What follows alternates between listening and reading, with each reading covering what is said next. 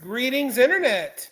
Welcome to episode number 320 of the Comic Watchers Show.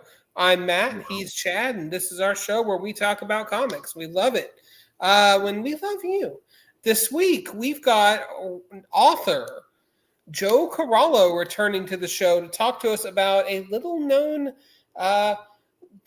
figure in the history of comics named Ruth Roche, who is the star of his new comic about her. So, Joe, welcome. Hello, it's good to be welcomed. Man, we love comics and we love history, so this worked out nicely for us this time. I'm glad. I was a history major in college, so I finally got some good use out of that. I double majored in poli-sci with a minor in philosophy. It wasn't just history, but. Okay, so you're a triple threat, is what I'm hearing. That's what I like to hear about me.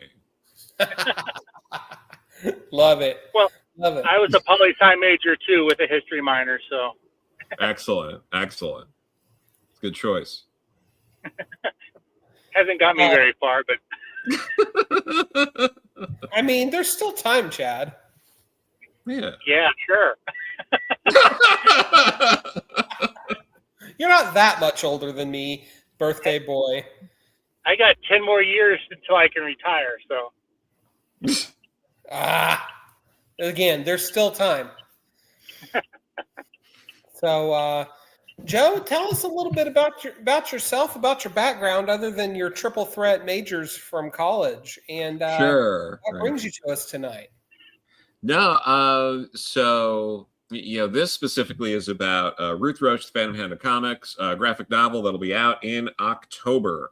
From Mad Cave Studios, that is illustrated by Megan Hetrick with Dee Conniff on colors and Morgan Martinez on lettering, and Christina Harrington and John Moisen editing the book. So I've been on here before, so I probably talked about how I first got into comics through the Archie Sonic the Hedgehog comics in 1993. It was issue 28, and it was at a Kmart, and there was Sonic was under the control of Dr. Robotnik. He had beaten up all the freedom fighters, and so he's prominent on the cover, and Dr. Robotnik is on a monitor saying stuff.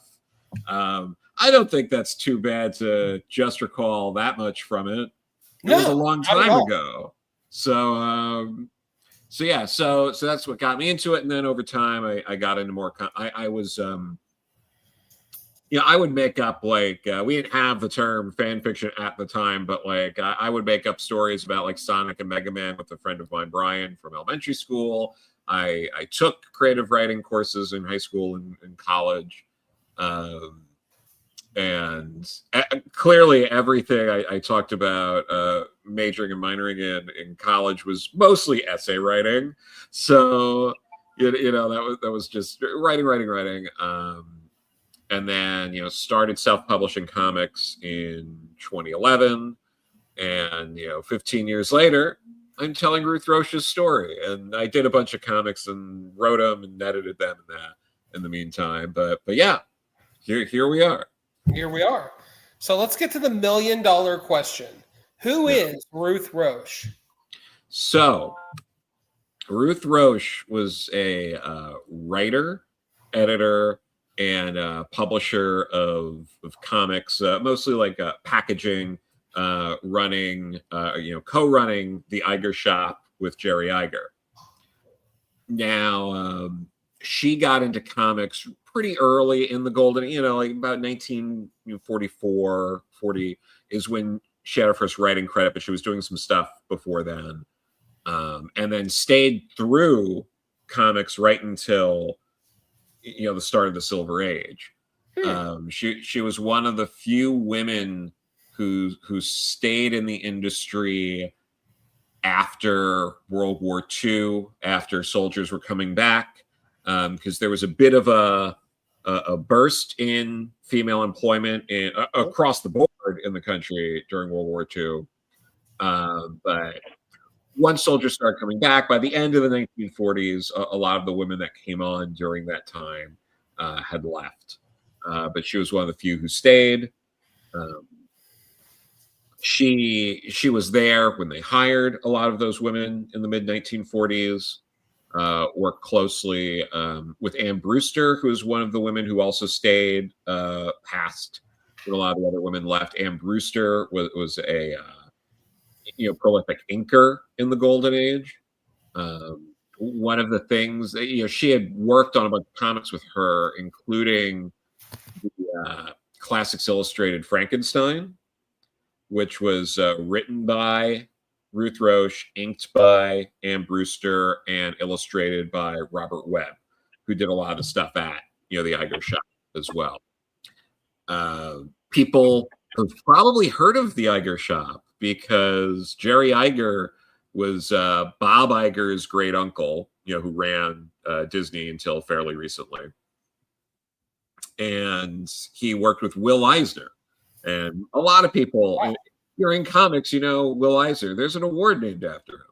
So she worked at that studio just not that long after Will Eisner had left. And but was hired by Jerry and then became his business partner. So she has her fingerprints are in literally hundreds of comics that came out in the Golden Age.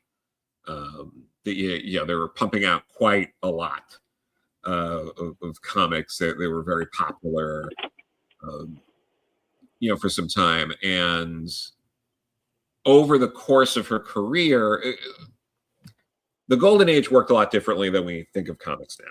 There were a lot more book packagers. It was a studio system. So while she didn't work directly with Classics Illustrated, she was the editor of the books that they were packaging for a number of years. Oh, wow. And, things like that. She was involved in, the publishing some superheroes, including, Phantom Lady and Blue Beetle. She worked on a lot of, war comics, romance comics, horror comics. She worked with the young Al Feldstein, who went on to go to, do a lot with EC Comics. There was a number of things that are really interesting about her career, the different people got to work with over that time. She worked on Sheena, Queen of the Jungle, quite a bit. It's possible, we'll never know the exact number because Sheena, every script was done under the W. Thomas Morgan, that pseudonym. So she could have written the majority of those stories. By the time she was pumping out script pages, and because of the way things were at the time, we'll never 100% be able to cover every credit she has. We're most likely, I did my best to, there's a lot of research involved. I did my best to cover everything she could have potentially had, her fingerprints on, but it's very likely that she did more that we're not maybe aware of. Sure. I mean, there's obviously a time element to this, but there's also just the fact that a lot of creators simply weren't credited in those days. Yeah. So, absolutely, like you said, we don't know. Mm-hmm. So what lured you to her story? Like, what first put Ruth on your radar? So it's funny. It all goes back to James Robinson's Starman run. Oh. Because that run, it's still one of my favorite superhero runs to this day. It's phenomenal. As it should be. Yeah, if people are not familiar, definitely they put out compendiums of it fairly recently. Definitely, try to check them out. It should be required reading for like if you're going to work on superhero like long form superhero comics, you should. There are some runs you should have under your belt, and that should be one of them. But Absolutely. yeah, and in that run, it really got me interested in a lot of the Golden Age characters. So I went out and DC used to have like the DC archives. So I picked up like the Wesley Dodds Sandman and the Ted Knight Starman, the old Golden Age stuff. I was picking up some of the Golden Age material of those characters, and I did the same thing for Phantom Lady, who was one of the characters, Sandra Knight, in the story. And as I was reading it, they were put out through PS Art books, and they have essays in the beginning of those. There's 2 hardcovers that cover it. It went into how there was a run of these comics that were written by Ruth Roche and illustrated by Matt Baker. So you had a woman and a black man in the early 1950s doing Phantom Lady comics.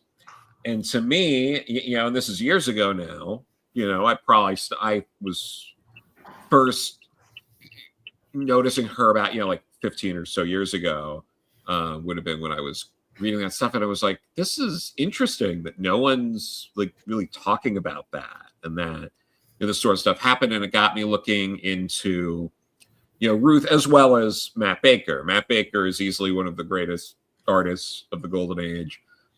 Everyone should read It Rhymes with Lust. It got me to pick that graphic novel up. It's co-written at least by Arnold Drake, the creator of really Doom Patrol. Yeah. And if you've never seen, Arnold Drake also wrote movies, and one of the movies he wrote was Who Killed Teddy Bear, and that movie's insane. It's basically, I'm trying to think, it's been described as like the missing bridge between like Thriller and Giallo. Like it's a really bizarre sort of movie about this like waitress who's getting like disturbing phone calls of like a sexual nature, and a police officer's like investigating it, and the officer himself is like a bit of a freak, and it's just like, it's a crazy movie. I highly suggest people check it out. But anyway, this is all, this is where things go. I'm also a big Doom Patrol fan, so it's like we got from talking about Phantom Lady to, yes, for sure. So that's what really got me into it. And over the years, I'd keep tabs on it, and more was like, wow, like the more I looked into it, the more I realized, well, we don't really know that much about Ruth at all. At the same time, no one else seems like no one else seems to. I would ask, like, I would bring her up to people, and people really didn't know anything about her. You would read different books, like was it the Women in the Comics, Kitchen Sink Press book that came out in the 80s. Talks a lot about it. It focuses mostly on women artists, which makes sense because it's a lot easier to get a historian or an expert to look over artwork and try to determine who did it, way more than a script. Yeah, absolutely. So, it goes into a lot of artists in particular. But like Ruth is mentioned in the book, and the book is dedicated to her. So it's like, all right, well, she was important enough. She's dedicated in this book, and I just kept digging, and I was like, wait, she did stuff for Classics Illustrated? Like, wait, she worked on, Sheena, Queen of the Jungle, like these properties that, have some legacy to them. and I read the Frankenstein story, and it's a great adaptation. Like, it genuinely is. That stands out in particular, but she is credited as the writer under her name, not even a pseudonym. Like, if you pick up Classics Illustrated, I think it's 26 with Frankenstein, her name is in it. And she did she also did a comic strip. The more I was looking into it, I was like, wait, she had a comic strip. She wrote like children's books, like all these things. And again, like, no one talks about her. So I was like, I'm going to piece together the different information, from different forwards, from different books. She's talked about a bunch in this novella that came out in the 80s by Jay Disbrow, The Iger Comics Kingdom. And like Roy Thomas had mentioned that. So I was like, oh, I'm tracking down. I'm going to get a copy of that too. And yeah, between that and a lot of other digging, newspapers, like, Ancestry.com, like all that kind of stuff. And, was able to put together a story because her life, in addition to all of this stuff, I don't want to get into, like everything in the book, but like, her life, the exact contributions, she made, all of these things are, it's really interesting. She lived an interesting life. And, on top of, if you took the comics out, it's still a compelling story. Like, that's like, she's just an interesting person in addition to all the work she did in comics, potentially all of the, women she helped bring into the industry. She worked with multiple Black men in comics as well, all during, the 40s and 50s. And, it's an overshadowed era. Absolutely. So she's technically, and I mean, this is out there in, what was it? She was the co-creator of the first Muslim superhero, Kismet, Man of Fire. Wow, really? Yeah. So, it's a lot of stuff that she's worked on. There's a lot of fingerprints out there, in other words, but they're hard to find. So let me ask you this: as an historian, how difficult was it for you? Like, how long of a task was this to piece all of this puzzle together? I mean, I've been working on this for a few years. I would say the bulk of it took place probably over 2.5 years of really gathering everything and then still finding stuff. I mean, I was finding stuff, as late as like earlier this year, like that's, you want to make it as accurate as possible because, I mean, there's no way to know everything or to be exact, right? So, of course, this book is it's a historical reconstruction. There are conversations that we know happened, but like we'll never know exactly what was said, but we know like the gist of things. So like, this book works hard on doing a reconstruction, and also, unfortunately, just about like everyone from that era is more or less gone at this point. If you were old enough to work in a studio in the 1940s, you're almost 100 now. Yeah. So that's how it is. So I mean, we've even lost almost everyone from like the Silver Age at this point. Like there's really not too many people left. Like Sal Buscema, who we lost recently, like earlier, I think it was earlier this year. Yeah, it was. He was one of the last big. He was probably the last like big two known like Silver Age artists or one of them.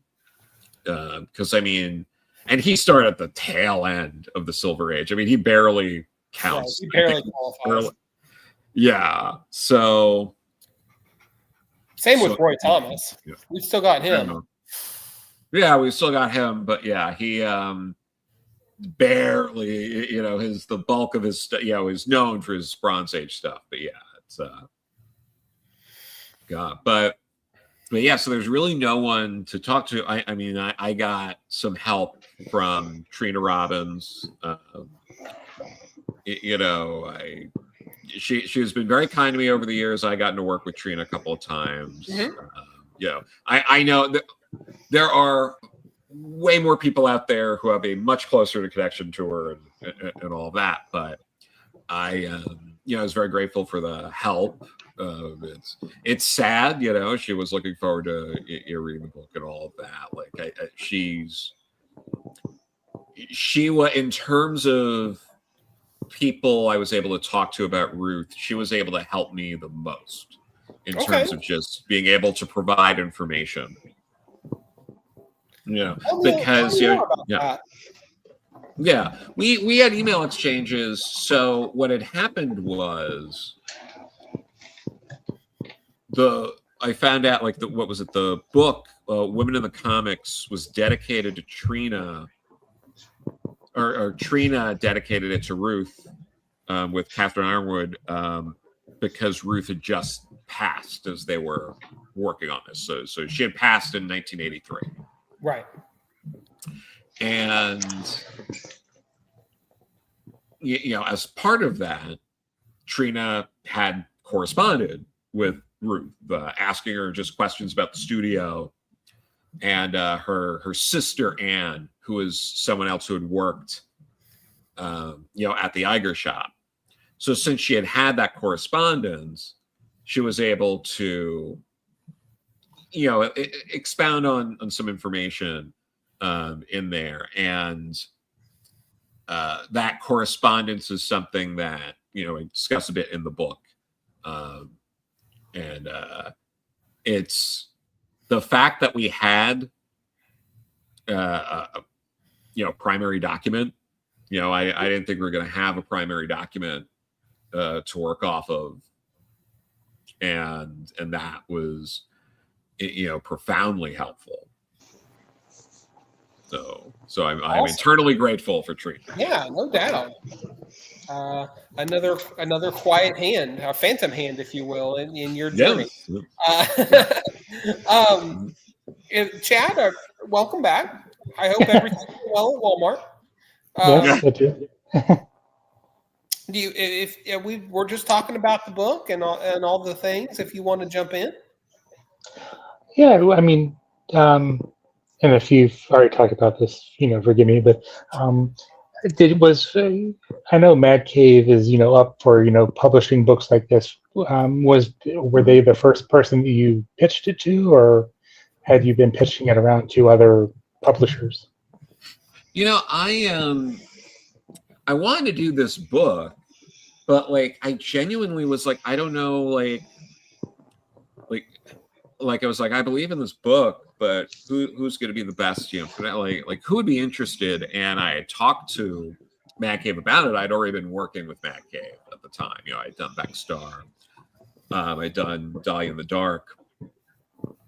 And I wanted to keep, the relationship, sure. But I was oh, well, what might be something they could be interested in? And I know that they really love the idea, right off the bat, this little known woman in comics, and telling her story, and the fact that she worked with Matt Baker. I believe Mike Martz, who's the editor-in-chief, is a big Matt Baker fan as well. So we also get to tell his story a little bit. People might learn a little bit about Matt Baker from this as well. Which I'm happy about. His biggest stuff, It Rhymes with Lust, came after, but So, and you sent us the ash can to look at. Yeah. How did you go about setting up the story? Because it looks like it's not like a straightforward, Yeah. telling of the story. You're kind of jumping in between the way you're Yeah. telling it with the narrator. Yeah, I mean the way the story works is it is mostly linear. But what I wanted to do here is I wanted to set up where things are going to go. And that kind of it just worked perfectly as I was putting things together, because we basically we break it at that point, and the Ash Pan will be available end of the month for people at ALA, and it'll probably be available beyond that as well. But the way it sort of worked for me is, let's set that up, and then kind of set it up where it's like, we're in like the present of the story, and then we go back and tell the story that brings us to that point. Mm-hmm. So that's how I really wanted to craft the story. And there's things in it that, like, right away I think will get people, like, I don't want to spoil it, you guys know what I'm talking about, but there is mention of someone off panel that I think the idea being, as people are going to read it and see where it goes, you're going to be thinking about that, like, moment, and like, what happened, where does this go? And I think things like that help to make these stories engaging, right? Sure. Because to create the 3D-ness of it. Yeah, because the thing with projects like this, and I'm going to be neurotic about this until the book comes out, for probably years after the book comes out. It's that balance of, you want to create an engaging story for people. You want people really, like, invested. You want them to be page turners. You also want to deliver a bunch of information. And you're just trying to, like, do that balance of, I need this to feel organic and flow, but I also need to get a lot of information out there. And it's like just going over it and being like, am I just, like, dumping info? Am I dumping too much info? Is this, like, 3 pages in a row where it's too much? And, like, how do I do it? So, like, that's all stuff I really had to consider. But setting it up this way with this prologue and then an epilogue that kind of all ties it together with some information, for me, I think, you see these things going on where her life is then, which is much different than where it is throughout. I think that's a way to, it just felt natural to me. I jumped to it right away, and I think it is going to help make the story, that much more engaging for readers. So I don't know if you guys have talked about the rest of the creative team. Megan Hetrick is working with you. How did you guys get paired up? Was it somebody you wanted to work with on the project, or how did that evolve? Yeah, that is all Christina Harrington. She had the relationship with Megan, and Megan was also interested in Ruth Roche, as someone that she had, like, heard of, but again, like, not a lot of information out there. So that's how that came together. And I think we're all supremely lucky that it worked out this way, in the sense of, this book is going to be gorgeous. There are a lot of great artists out there that I would love to work with. Don't get me wrong. Megan doesn't, like, do a ton of interiors lately. Mm-hmm. So to have a graphic novel coming out that I am attached to, that is entirely Megan's interiors, is just wild to me, and I am deeply appreciative of it. In addition to I've been a fan of Dee Conniff for years as a colorist, and I've gotten to meet the letterer, Morgan Martinez. I met her last year, so even though I haven't met Dee and Megan, I'm like, oh, I've actually like met the letterer on this book, and we got to talk a little bit. So yeah, the whole team, it's been really exciting.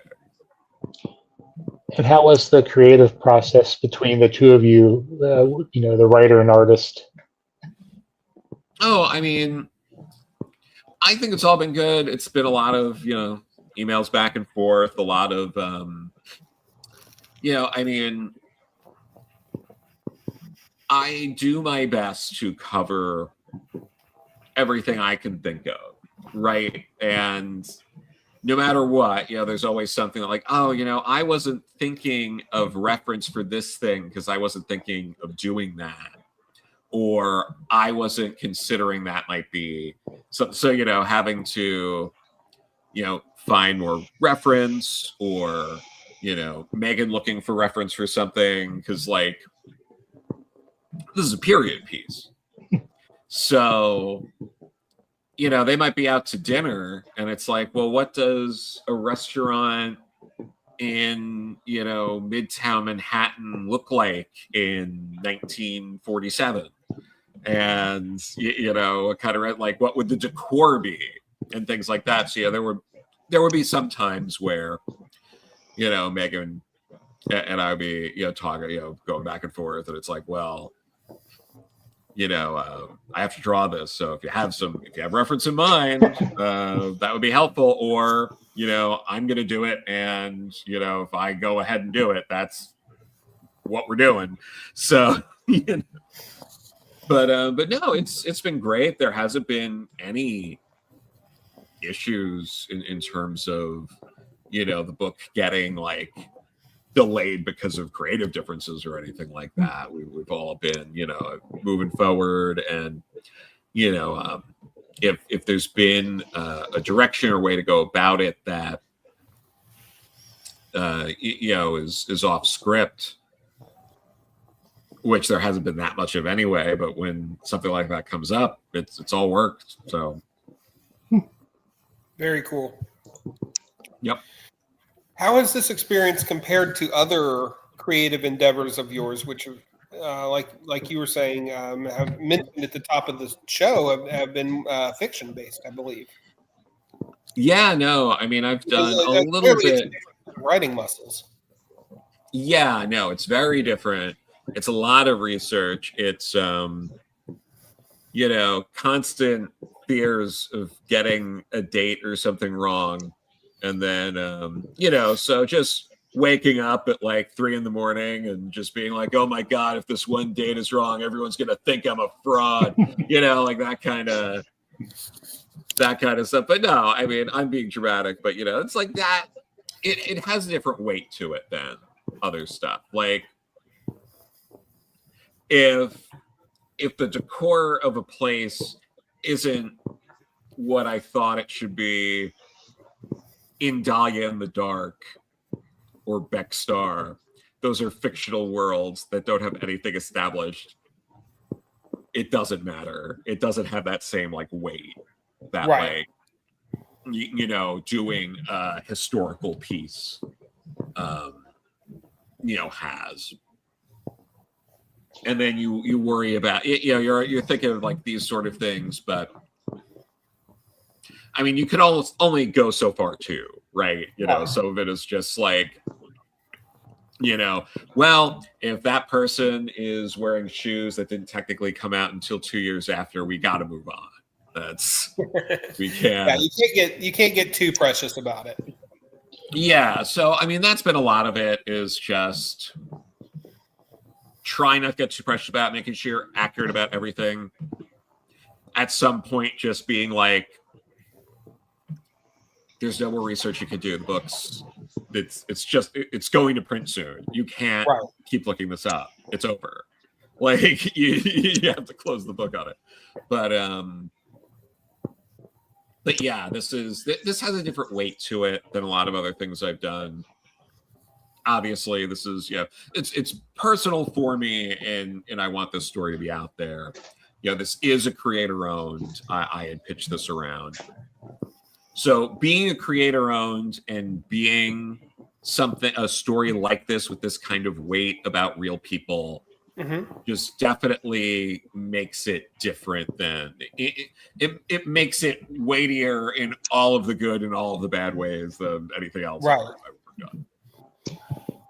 Now, and if you already mentioned this, then again, excuse me, that trying to be as accurate as you can, with the facts, were there times you kind of had to make like the best inference of inference of events or kind of how things played out?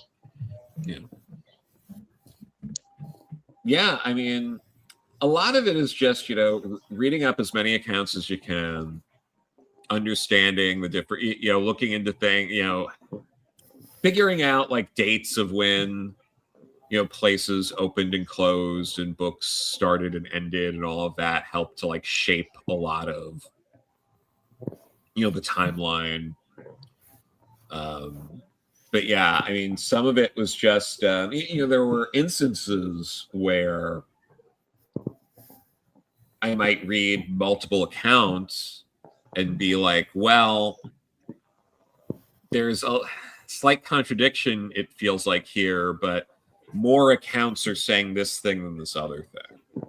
So I'm going to go with that. And that's some of the other things, being a historian, I assume. Yeah, and like for example, one thing that comes up is Matt Baker. There are people who knew him, some who have said he was a closeted gay man, and there were other people who say that was not the case. Oh, wow. Now, because this book is not about him, I don't go into that tidbit because that's not relevant to this story. So, like, there would be instances like that, for example, right? So I only have so many pages. This is about, I would have to dedicate at least a page real estate to not the person the book's about. So, like, I don't decide to weigh in one way or the other, because if I was to do that too, that's a lot more research into someone to try to get as impartial a view of it as possible. But, there are some other instances kind of like that, not to that degree, more minor things that were close enough to Ruth that I had to kind of be like, well,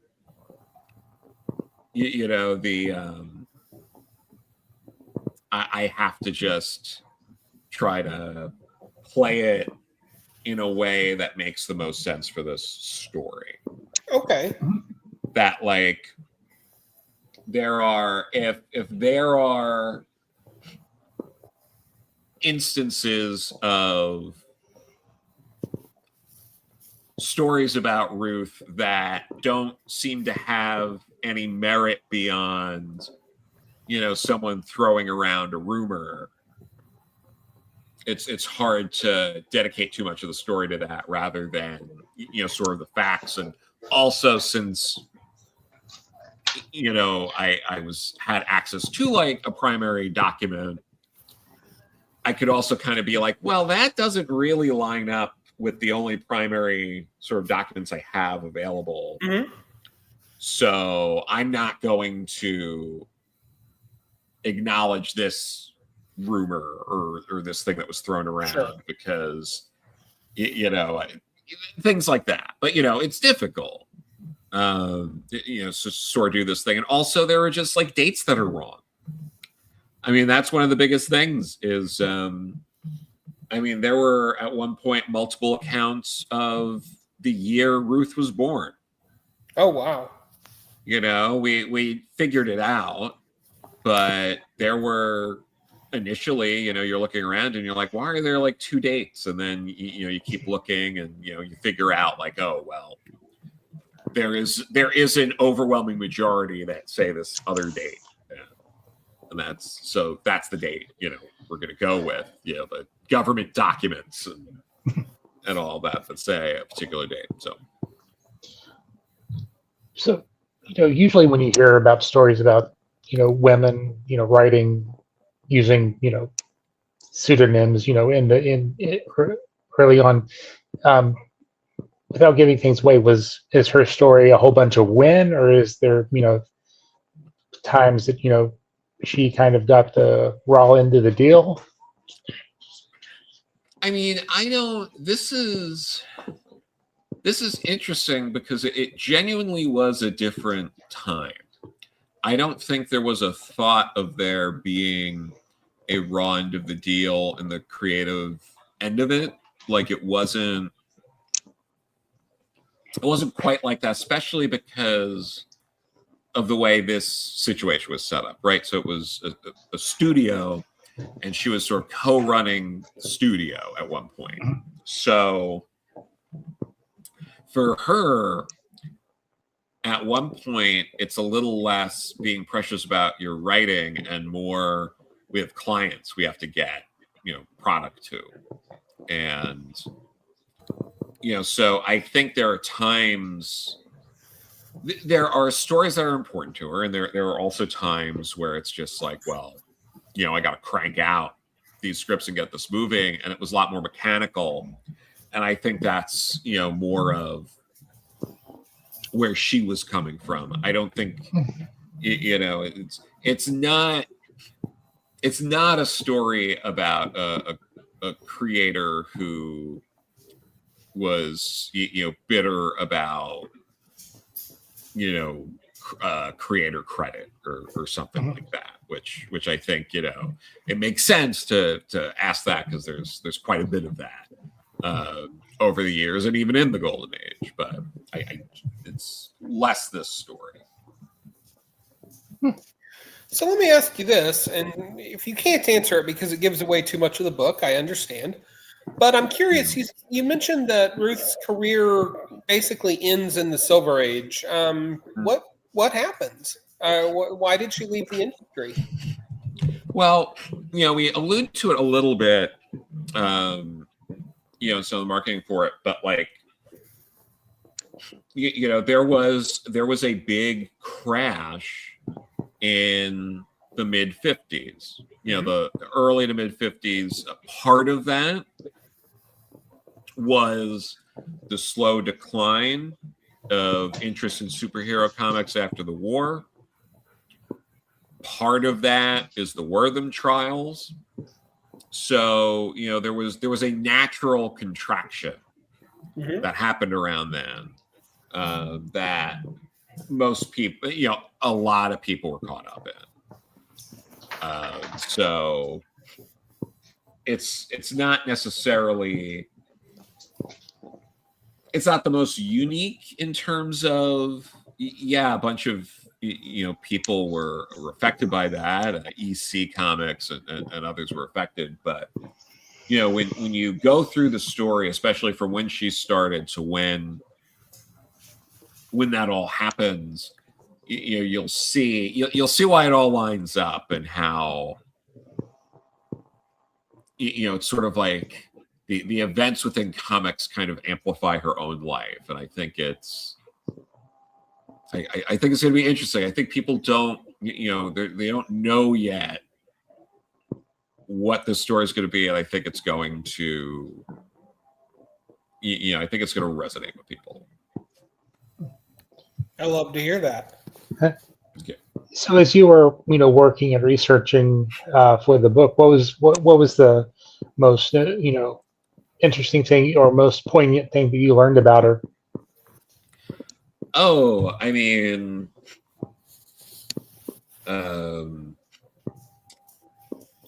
just how, how brilliant of like a writer she just was just like naturally. Like, just this exchange, the whimsical exchange, she had with, with Trina is just, to get to read that, just see that, that she was a fan of Orson Welles. So cool. It's another thing too that I really enjoy about her. I'm a big Orson Welles fan. I'm very excited. There is a new 35 millimeter restoration of The Third Man that is coming out soon. Yeah, I'm very excited to see that in theaters up here in a couple weeks. So, what do you think that her biggest contribution to the comics industry, has been or was? I think, the way she helped, the way she not only, intentional or not, bring in women and other people from different backgrounds to work on comics. I mean, working with Matt Baker, absolutely an incredibly enduring legacy. Turning around places like Classics Illustrated, like you look at the issues that like she worked on, and those are some very strong issues of Classics Illustrated. I think Classics Illustrated is definitely a powerful part of her legacy. The Phantom Lady stuff. I mean, she's the one who wrote the stories that were in that infamous Phantom Lady 17, the cover that was of her being tied up, that's been cited as obscene by Wortham, all of that cover. I mean, she wrote the stories in that, and that's a pretty well-known, well-documented issue. So, okay, thought I was muted. So, in bringing this to Mad Cave, what we've talked about how good they were to work with. Were there any particulars on their side? Were they okay with it being a graphic novel? Did they see it more as a serialized, or did you have more free reign to bring them this product and say, "Hey, this is the way it's going to be. This is my vision"? Yeah, I more or less had free reign in those terms. Like, they were fine with the graphic novel. I mean, obviously things have to be done in a certain way. We had to come to an idea on the page count, which worked out. We were both satisfied with that. Again, like making sure, like Christina was the one who brought in Megan Hetrick, but like making sure that the right team's working on the book, the team that's going to make it, the best graphic novel it can be. Mad Cave came up with the logo and all that. That wasn't on my end. They've been great to work with on this. I'm in the process of doing some lettering proofs, things like that. There were additional logistics here because because it's historical, because we're using some covers and other things and art from previously published comics. You need legal to go over that, so that's adds another layer, but it's important. And been able to thankfully a lot of this stuff is old enough that it really hasn't been too much of an issue for most of it, but you still got to be careful. But yeah, it's all been good. Yeah, we've never had anyone on the show that said Mad Cave was bad to work with. Yeah, no, it's all been. The search continues. Yeah, well, I mean, I don't think anyone would want to bite the hand that feeds, but at the same time, Sure. Nobody has come on and been like, "Yeah, they were kind of dickish about this." No, nothing, not even close. Yeah. So, are there any other, creators or figures in comic book history that you would like to do a similar, project on? Who maybe like Ruth, are lesser known but deserve more, uh, spotlight for their contributions. Oh yeah, no, there are plenty of people who I think would be great for that. I mean, some of them are still alive, and it'd be great to sort of have them tell their story. I'd love Mindy Newell to tell her story. She was one of the first women credited. She was the first woman with a solo just writing credit on a Wonder Woman comic. There have been talks of some women who were either assistant editors or things like that were sort of like ghost co-writing or ghost writing issues in the Golden Age and stuff like that. But Mindy took over a few issues towards Crisis, and then she also co-wrote a big chunk of the George Perez run. Most of her co-writing is in the second omnibus. Oh wow! But she worked on a lot of that. She's written Catwoman and a little bit with like Green Lantern, a bunch of Legion of Superheroes issues. Like she's done interesting stuff. She did a little bit at Marvel as well. So I mean, I think her story be great. It's a lot of people. I mean, Rachel Pollack is someone who I believe there's already like a biography being written about her, which will touch on the comics as well. But yeah. Well, I remember you worked with her, and then you also got to, for the Pride special. What was it? 2 years ago, you were able to kind of finish, one of the stories that she was telling. Yeah, we were able to bring Coagula back, which was great, and she's been used since then. So that's been really exciting. It was really important for me to have it all make sense within the continuity too. So I think I was able to pull that off, with the story. But yeah, co-writing with Rachel was really great. Oh, I bet that was a singular experience. What a young talent she was. Oh yeah, no, and they're working on. I think Feminist Press is in the process of reprinting A Secret Woman, which was a mystery novel that Rachel put out years ago. So I'm excited to read that as well. Yeah, most definitely. So, talking about some other stuff that you've done, any more, what is it, Justice Riders in King Arthur's Court? Yeah, no, King Arthur and the Knights of Justice that we're putting out, it should be out by the end of the month, like a compendium that has both volumes of that book, both volumes of Princess Guinevere and the Jewel Riders, and a brand new 24-page story that I co-wrote with Jody Belair. So if people had slept on it, you didn't pick it up yet, it's going to be the perfect way to read it and get a new story worked in there too. And yeah, I better have beyond that. I think I better have a tag in that, because when we had we're talking about the Princess Guinevere, I mentioned a crossover between the two properties. So. Oh, nice.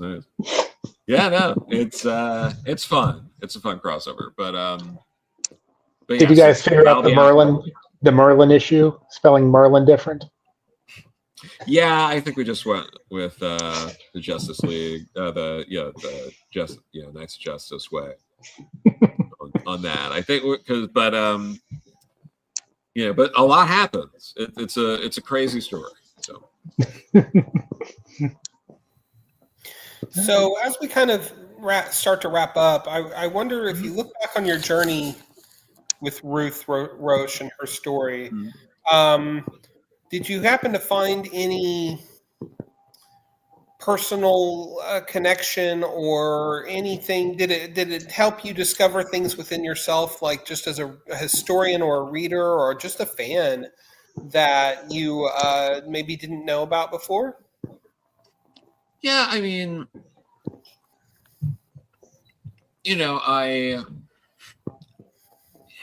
I was certainly, empathetic about her and her life and all of that. And, it really hits. It's interesting how, you do research on these people, and, you develop like some kind of like attachment in some way or another. And you feel, for these people who haven't been with us for quite some time. But yeah, it certainly makes me, continues to, pique my curiosity, make me interested in, other creators, just the history of the medium, how important it is to retain it. And,